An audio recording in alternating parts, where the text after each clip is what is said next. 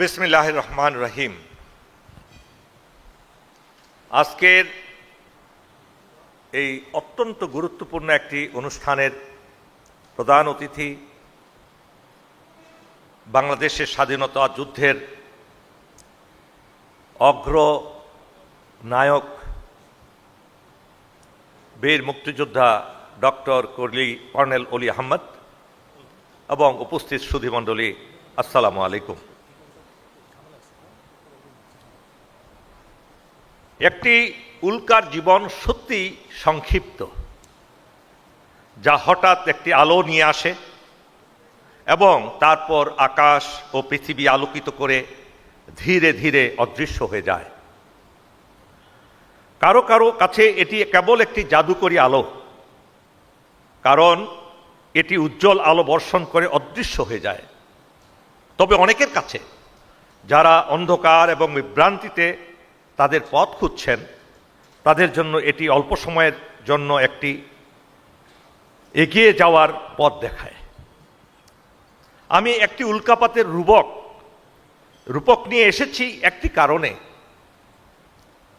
কারণ আমি যে ব্যক্তিকে সংক্ষেপে আপনাদের সামনে উপস্থাপন করতে যাচ্ছি, তিনি উল্কার মতো ছিলেন। তিনি খুব সংক্ষিপ্ত সময়ের জন্য এসেছিলেন। আপনারা শুনেছেন, ইতিমধ্যেই সেক্রেটারি জেনারেল বলেছেন মাত্র 42 বছর। আমি জানি না এখানে আমাদের কেউ 42 বছরের উপস্থিত আছেন কিনা। I don't find anyone. মাত্র 42 বছর, কিন্তু তার পেছনে এমন কাজ রেখে গেছেন যা একটি জাতির অস্তিত্বের সাথে জড়িত। সুধীমণ্ডলী, 1919 সালের 1 ডিসেম্বর কঠিন শীতের ভোরে জন্মগ্রহণকারী যে শিশুটি এসেছিলেন, তার জাতিসত্তার বুননে একটি অমোঘ ছাপ রাখার জন্য তার নাম রাখা হয়েছিল আব্দুল গনি। এমন একটি নাম যা ঐশ্বর্য এবং উদারতার সাথে প্রতিধ্বনিত হয়। যে প্রভাবশালী জীবন তিনি পরিচালনা করতে চান তা বর্ণনা করেন। তার প্রথম দিন থেকে এটা স্পষ্ট ছিল যে গনি কেবল তার প্রজন্মের জন্য অন্য সদস্য ছিলেন না, বরং একজন জন্মগত নেতা। তার জীবনের গতিপথ তার দেশের ভাগ্যের সাথে জড়িত। একবার চিন্তা করে দেখুন, সেই শীতলায় সেখান থেকে যোগাযোগের ব্যবস্থা ছিল না, দেশের অর্থনৈতিক অবস্থা ছিল একেবারেই শোচনীয়, মানুষের মধ্যে শিক্ষা দীক্ষা ছিল না, অনুন্নত একটা এলাকা, অনুন্নত দেশ, অনুন্নত পরিস্থিতি। সেখান থেকে সেই শিশুটি একটি পর্যায়ে অল্প বয়সে চলে গেলেন চট্টগ্রামে। চিন্তার বিষয়, কিভাবে গেলেন, কেন গেলেন, কে নিয়ে গেল তাকে। সেখান থেকে তারপরে বাকি জীবন যদি পর্যালোচনা করা যায়, একটির পর একটি দেখবেন যে এটা একটা অলৌকিক ব্যাপারের মতো। তিনি যে সংগঠনটি রেখে গেছেন তা ছিল তার দূরদর্শিতার পরিচয় এবং নিষ্ঠার প্রমাণ। এটি কেবল প্রশাসনের কাঠামো নয়, একটি গতিশীল সত্তা ছিল যা জাতীয়তাবাদের আদর্শে স্পন্দিত এবং জাতিকে রক্ষা করার জন্য একটি অটল অঙ্গীকার। এই ধরনের ভিত্তির প্রয়োজনীয়তা সম্পর্কে কেউ পুঙ্খানুপুঙ্খভাবে চিন্তা করার আগে তিনি তার দূরদর্শী নেতৃত্বের মাধ্যমে ইট এবং মর্টার স্থাপন করেছিলেন। তার কাজ একটি শক্তিশালী প্রতিরক্ষা ব্যবস্থার প্রয়োজনীয়তাকে প্রাধান্য দিয়েছিল, যার মূলে সার্বভৌমত্ব এবং স্বনির্ভরতার নীতিগুলো প্রথিত ছিল। প্রিয় সুধীমণ্ডলী, আসুন আমরা নিজের থেকে জাতি পর্যন্ত প্রসারিত বেঁচে থাকার সহজ যুক্তির কথা ভাবি। এমন কেউ আছেন কি যিনি প্রথমে একটি শক্ত প্রাচীর নির্মাণ না করে তার বাড়ি রচনা করেন?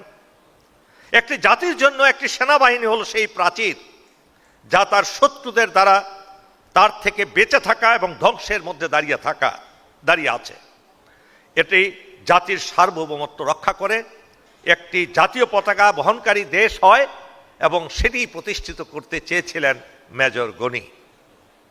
তবুও তার প্রচেষ্টার বিশাল প্রভাব থাকা সত্ত্বেও যারা তার শ্রমের সুফল কাটাচ্ছেন।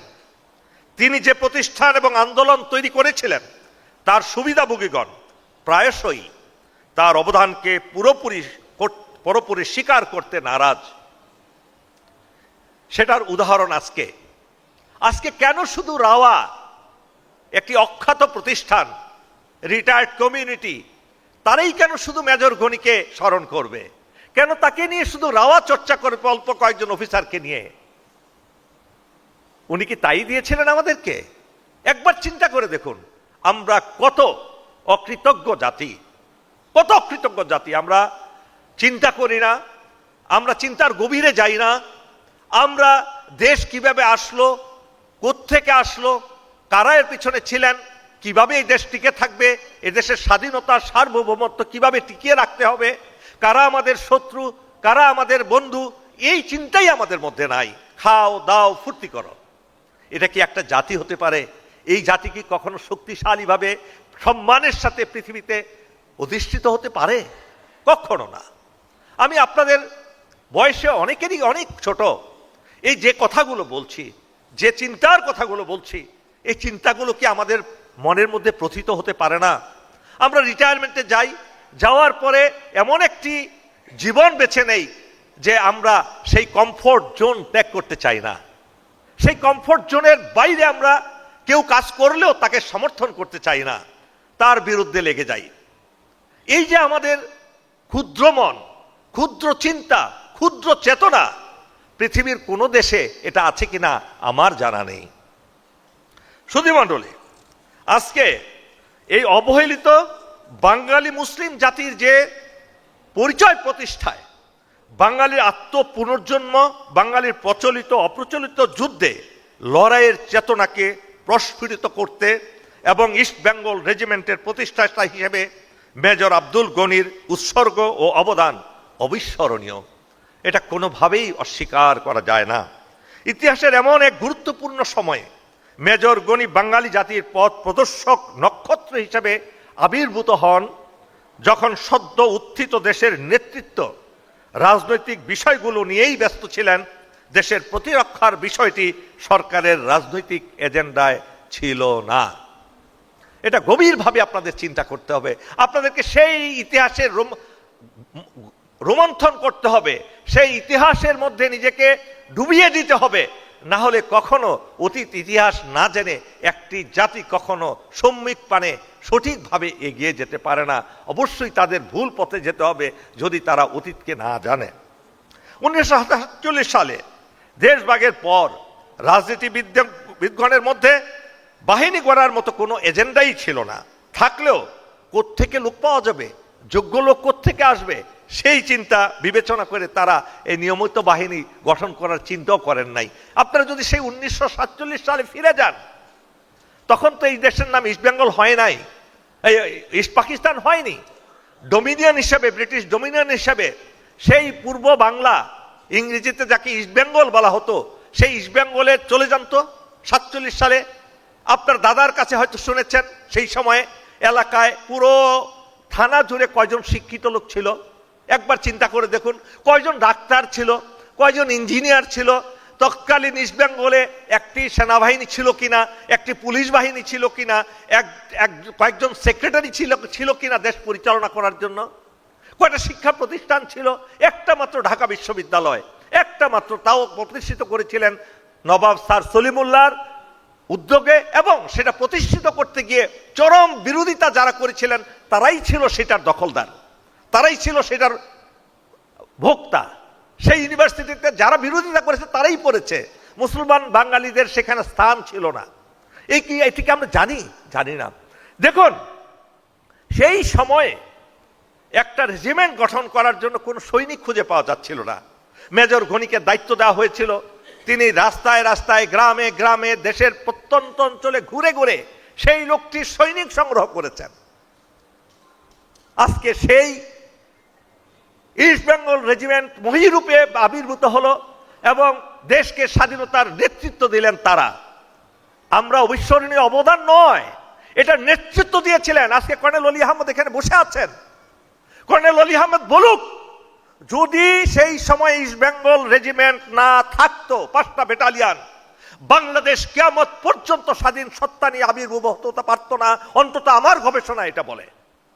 এবং এই কথাটা শুধু আমি বলিনি, বিশ্বের যারা যুদ্ধবিদ্যা নিয়ে চিন্তা করেন, দেশ নিয়ে চিন্তা করেন, দেশের স্বাধীনতা সার্বভৌমত্ব নিয়ে চিন্তা করেন, সেই ধরনের একজন ইহুদি জেনারেল জ্যাকব, যিনি বাংলাদেশের স্বাধীনতা যুদ্ধে ইন্ডিয়ান বাহিনীর স্টাফ অফিসার ছিলেন, তিনি বলেছিলেন বাংলাদেশে এসে 111-এর পরে যে had there not been East Bengal Regiment, Bangladesh would never be independent।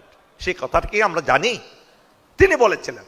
আজকে সেই ভূমিকা আমরা একবার চিন্তাও করে দেখিনি। আমরা খুব সাজ রবে আমরা 21শে নভেম্বর পালন করব, 26শে মার্চ পালন করব, আমরা 16ই ডিসেম্বর পালন করব। আমরা ভুলে যাই সেই ব্যক্তিত্বের কথা, যে ব্যক্তি এটা সূচনা করেছিলেন। বেঙ্গল রেজিমেন্ট গড়ে তোলার যে সাহসিকতা তিনি দেখিয়েছিলেন এবং বাঙালি জাতিসত্তার বাতিঘর হিসেবে দুর্বৃত্ত দুর্গ গড়ে তোলার পরিকল্পনা করেছিলেন, যার দীপ্তি আজও আকাশে উজ্জ্বল নক্ষত্র হিসেবে উদ্ভাসিত এবং সর্বদা জ্বলছে জাতির ইতিহাস। এই ধরনের প্রচেষ্টা এবং অবদানকে কখনো মুছে ফেলা যায় না। শুধু ইস্ট বেঙ্গল রেজিমেন্টের প্রতিষ্ঠাতা হিসেবেই নয়, নির্ভীক ও নিরঙ্কুশ জনতার সোচ্চার কণ্ঠ হিসেবে তার কৃতিত্ব আজ ইতিহাস এবং বিজয়ের ঐতিহাসিক স্মৃতি চিহ্ন। জাতির মুখে তার প্রতিফলন সর্বদাই ফুটে থাকবে। 15 ফেব্রুয়ারি জাতির ইতিহাসে একটি স্মরণীয় দিন। আজকে 1948 সালের 15ই ফেব্রুয়ারি এই দিনে বাংলা মায়ের সন্তানদের নিয়ে ইস্ট বেঙ্গল রেজিমেন্ট নামে যে একটি পদাতিক বাহিনী গঠিত হয়, শত বাধা বিপত্তির মুখেও ইস্ট বেঙ্গল রেজিমেন্টের বীর সৈনিকেরা সৌম্য শক্তি, ক্ষিপ্রতা, বীরত্ব, দক্ষতার পরিচয় দিয়ে গৌরব অর্জন করেছেন। সকল কঠিন প্রতিকূল অবস্থার মধ্যেও এই রেজিমেন্টের মাথা চির উন্নত রেখেছেন। হানাদার পাক বাহিনীর বিরুদ্ধে লড়াই করে দেশকে স্বাধীন করেছেন। সুধীমণ্ডলী, আজকে আমরা কত স্থানে কত স্মৃতিচিহ্ন নির্মাণ করি, মূর্তি নির্মাণ করি, কত আবার মূর্তি বললে অনেকে কষ্ট পান, সেটাকে বলা হয় কি জানি, একটা সুন্দর নাম দিয়েছে তারা, সেটা বলতে হয়। আজকে যেই জায়গাটা ইস্ট বেঙ্গল রেজিমেন্ট প্রতিষ্ঠিত হয়েছে, সেই জায়গাটা কি আমরা চিহ্নিত করতে পেরেছি? যেখানে তৎকালীন পাকিস্তানের মন্ত্রী পরিষদের সদস্যদের সহ তৎকালীন গভর্নর জেনারেল এবং তৎকালীন eastern commander brigadier general Ayub Khan যেই জায়গাটাই প্যারেড হয়েছিল, সেই জায়গাটা কি আমরা চিহ্নিত করতে পেরেছি? যদি এটা কোনো ক্ষেত্রে অন্য কেউ হতো, তাহলে দেখা যেত সেখানে একটা আকাশচুম্বী একটা মূর্তি তৈরি করে ফেলেছিলাম। আমরা তা করিনি, করতে পারিনি, কেননা আমাদের সেই অনুভূতি কেন নাই জানেন? মেজর গনি ছিলেন আপাদমস্তক একজন আল্লাহর গোলাম। তিনি আল্লাহকে ভয় করতেন, তিনি পরিপূর্ণভাবে ইসলামী জীবন ব্যবস্থা অনুসরণ করতেন এবং তিনি বুঝেছিলেন সেই সময়ে যে ইসলামী জীবন ব্যবস্থা ছাড়া এই দেশ কখনো চলতে পারে না, কেননা এখানে 93% লোক হলো মুসলমান। এবং এটা কেন বললাম, আপনি যদি তার শৈশব থেকে মৃত্যু পর্যন্ত প্রতিটি ঘটনা বিশ্লেষণ করেন, ইভেন পার্লামেন্টে খুব স্বল্প সময়ের জন্য 1954 সালে এই পার্লামেন্ট ভবনে প্রত্যেকটা বক্তৃতার প্রতিটি লাইন বিশ্লেষণ করেন, আপনি দেখবেন তিনি কি বলেছিলেন। আমরা সেটার জন্য তাকে অবজ্ঞা করি, তাকে আমরা আজকে সচেতন নই এই ব্যাপারে। আবার উনি যদি নাচ গান এবং আধুনিক জীবন যাপন করার জন্য অভ্যস্ত হতেন এবং সেটা করতেন, তাহলে কিন্তু আজকে তাকে আমরা মাথার উপরে করে রাখতাম। সুধীমণ্ডলী, মেজর মোহাম্মদ আব্দুল গনি ধূমকেতুর মতো বাংলার আকাশে আবির্ভূত হয়েছিলেন। ক্ষণজন্মা এ নির্ভীক পুরুষ, সামরিক অফিসার, রাজনৈতিক ব্যক্তিত্ব, মাত্র 42 বছর এ নশ্বর দুনিয়া বেঁচেছিলেন। 1957 সালের 29, 30 ও 31 অক্টোবর 3 দিন ব্যাপী বিশ্ব প্রাক্তন সৈনিক সংস্থা ওয়ার্ল্ড ভেটারান সোলজার্স কনফারেন্স কর্তৃক আয়োজিত সম্মেলনে পাকিস্তানের প্রতিনিধি হিসাবে যোগদান করে ফ্রাঙ্কফুর্টে গমন করেন। এই সম্মেলনে তিনি বিশ্ব মানবতার মুক্তি ও শান্তিপূর্ণ পৃথিবীর জন্য তার জীবনের সবচেয়ে শ্রেষ্ঠ উদ্দীপনামূলক, উত্তেজনাপূর্ণ ও জ্বালাময়ী ভাষণ প্রদান করেন। এক পর্যায়ে তিনি আকস্মিক হৃদরোগে আক্রান্ত হয়ে পড়েন এবং 12 নভেম্বর মধ্যরাতে 1997 সালে দুনিয়ার মায়া ত্যাগ করে আজকে শুয়ে আছেন সেই কুমিল্লার ময়নামতি ক্যান্টনমেন্টে। চলে গেলেন মেজর গনি, কিন্তু রয়ে গেল তার শ্রেষ্ঠ ইস্ট বেঙ্গল রেজিমেন্ট এবং এই ধারাবাহিকতায় বাংলাদেশ সেনাবাহিনী তথা বাংলাদেশ। এই জন্য আমি একটা বই আজকে মোড়ক উন্মোচনিত হবে, সেই বইয়ের নিচে আমি একটা সিম্বলিক দিয়েছি, আপনারা দেখবেন ইস্ট বেঙ্গল রেজিমেন্ট থেকে বাংলাদেশের সশস্ত্র বাহিনী বাংলাদেশ সেনাবাহিনী, বাংলাদেশ সেনাবাহিনী থেকে বাংলাদেশ সশস্ত্র বাহিনী, বাংলাদেশ সশস্ত্র বাহিনী থেকে বাংলাদেশ। এটা আপনারা লক্ষ্য করলে দেখবেন একজন মানুষের প্রচন্ড ও উদ্ধম মেধা ইচ্ছাশক্তি, কাজ করার তীব্র স্পৃহা, নির্ভীক ও তেজস্বী মনোভাব এবং সর্বোপরি শক্তিশালী ইমানি শক্তি অর্থাৎ সর্বশক্তিমান আল্লাহ সুবহানাহু ওয়া তাআলার উপর নির্ভরতা থাকলে স্বল্প সময়ে হলেও যে কোনো অসাধ্যকে সাধন করা সম্ভব হয়। মেজর মোহাম্মদ আব্দুল গনি হলেন এর এক উজ্জ্বল দৃষ্টান্ত। তিনি সামরিক বাহিনীতে উচ্চ পদে আসীন হতে পারেননি, না পারলেও তার মাধ্যমে যে অসাধারণ ঐতিহাসিক গুরুত্বপূর্ণ কাজটি সাধিত হয়েছিল তা বাঙালি মুসলমানদের জন্য ছিল অত্যন্ত সম্মান, গৌরব ও উচ্চ মর্যাদার এবং জগতের বুকে চির উন্নততম শির রেখে বেঁচে থাকার বিষয়। তার সবচেয়ে বড় প্রাপ্তি ছিল এ জাতির বাংলাদেশ নামক একটি স্বাধীন সার্বভৌম দেশ সৃষ্টির নিমিত্তে যুদ্ধ করা ও তা রক্ষা করার জন্য একদল তাজা জীবন্ত আত্মত্যাগী জানবাজ সংগ্রামী বীর সেনানীর রেজিমেন্ট সৃষ্টি করা। তাই তার জীবন ইতিহাস তাজা জীবন্ত শ্রম মহান হয়ে বাংলাদেশের ইতিহাসকে, স্বাধীনতার ইতিহাসকে চির উজ্জ্বল ও উদ্ভাসিত করে রাখবে এবং তার মতো সৎ, তেজস্বী, নির্ভীক, সংগ্রামী নিখাত দেশপ্রেমিক নেতার জীবনাদর্শ এদেশের যুব সমাজের জন্য চিরকাল অনুসরণীয় ও অনুকরণীয় হয়ে থাকবে। মেজর গনি একটি চেতনা ও প্রেরণার নাম, বাঙালি জাতির সমরসত্তা বিকাশের ইতিহাসে অগ্নিঝরা নাম।